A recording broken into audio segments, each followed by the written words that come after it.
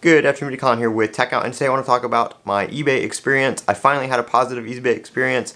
As you guys know, I did a live stream on the fact my OnePlus 11 Pro was getting returned. The buyer claimed it was defective, and I actually have the phone right here.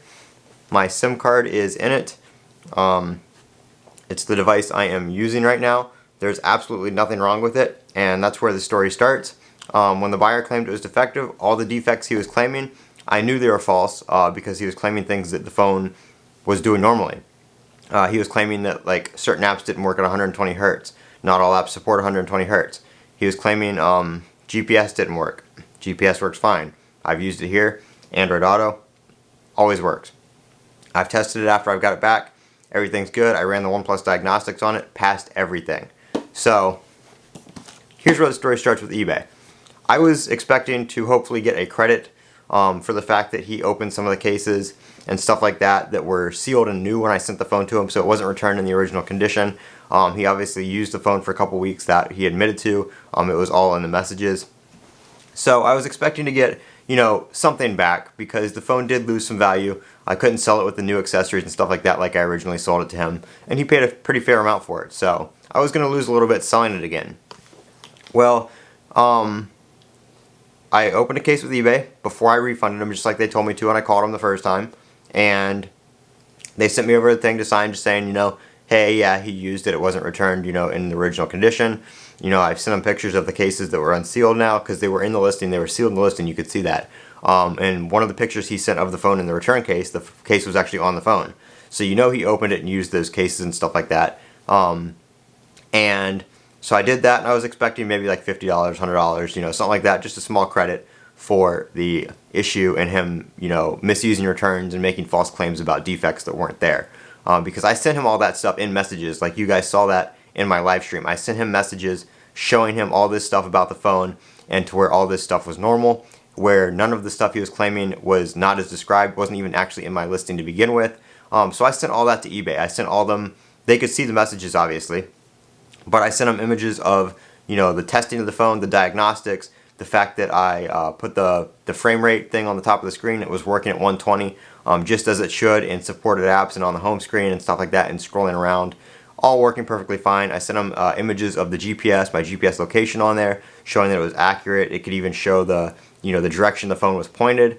So all that was working perfectly fine. I downloaded Discord. I was able to get into multiple Discord channels because that was one of his claims, that his Discord messages weren't loading, even though he showed he had 2,000 plus notifications on Discord on there. But he just showed one channel that was blank. Either he sent like a long picture in there and it was just that, or, you know, something. But he was doing stuff to make this stuff up, obviously. Like, we know that now. Because all this stuff was tested and working. I'm able to make phone calls on it, text on it. YouTube's working just fine, not buffering like you said it was. I'm not having any 4G, 5G issues. All that stuff works just fine. I've been texting on it for a day now. Never had an issue with it. No apps have crashed on me at all. So that was one of the things he was claiming, certain apps were crashing. Never a single issue. So back to eBay. So I was expecting like a $50, $100 credit, you know, whatever, just for the issue at the buyer. About 4 to 5 hours after opening that case, I get an email from eBay saying that the case was now closed, I was found not at fault, and that eBay was refunding the buyer. And I was like, damn, why are they refunding the buyer if I wasn't at fault? And then I looked and it said, at no impact to you. So I opened up the case online and it says, refunded, eBay paid. So not only did I get to keep the money, I got the phone back. Which everybody told me eBay wasn't going to do that. Everybody told me I was screwed, eBay's not going to help me, blah, blah, blah, blah, blah. He's going to return it, I'm just going to have to resell it. You know, that's fine. As long as I get the phone back and I can resell it, I don't really care. But I didn't ask for any of that. I did not ask for any of this. I did not ask for a full refund, or the money. I did not ask for eBay to refund him, or me to keep the money and keep the device, because that's stupid. Why would I get to keep both? But eBay sided with me. They saw that, you know, I proved to him before he sent this return that it was not defective. So he knowingly misused returns. he knowingly made false claims to make a money back guarantee return, because I don't accept returns, so he has to claim it's defective to be able to return it in the first place. And eBay saw that. I had enough evidence to prove that it wasn't defective, and he knew that. And I guess since I was able to do that, they sided in my favor. Now, normally I guess what would happen is they would, if they sided in my favor, I wouldn't be required to refund him, and he would just be out both the phone or the item he bought and the money, because he misused returns and made false claims. But I guess this maybe was his first time or something doing it, and I guess since they said, you know, you returned the phone, you messed up this one time, but since you returned it, we'll refund you. So they said it was a one-time courtesy for the buyer, is what they said. So eBay stepped in. They actually did the right thing this time.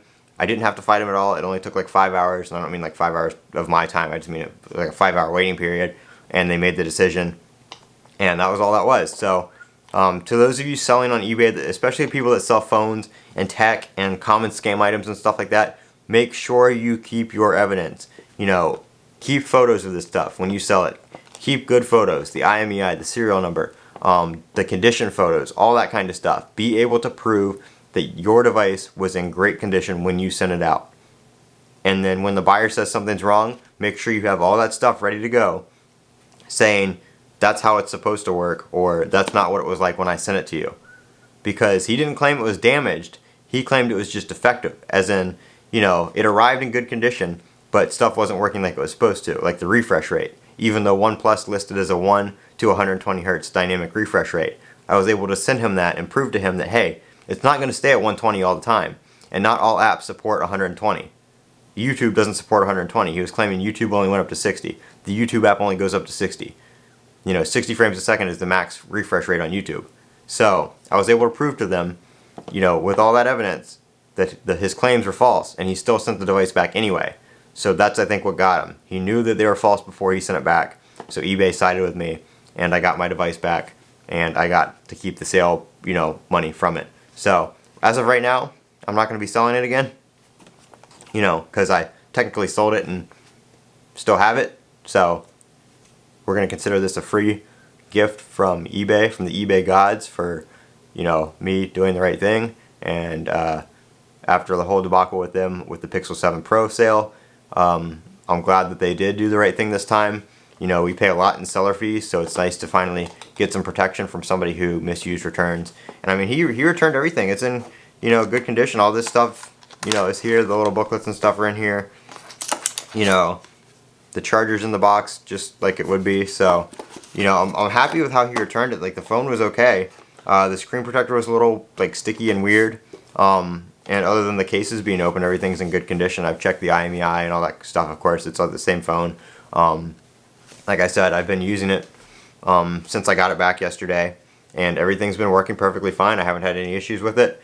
And to be honest, I sold this when I got the S23 Ultra because I wasn't going to use them both. But to be honest, I'm kind of glad that I got it back because I do like this phone. And now that the newness of the S23 Ultra has worn off, you know, I can play with both. So OnePlus is back in the building. And we'll be doing some more videos on it and stuff like that. I actually bought another charger for it, the 100 watt Super VOOC charger. I got the Aramid fiber case, and I got the OnePlus backpack coming. So we'll be checking those out here soon when they arrive. But I am Colin with Techout. Don't forget to comment, rate, and subscribe. Make sure you guys click that thumbs up. It really helps out a lot. And as always, have a great day.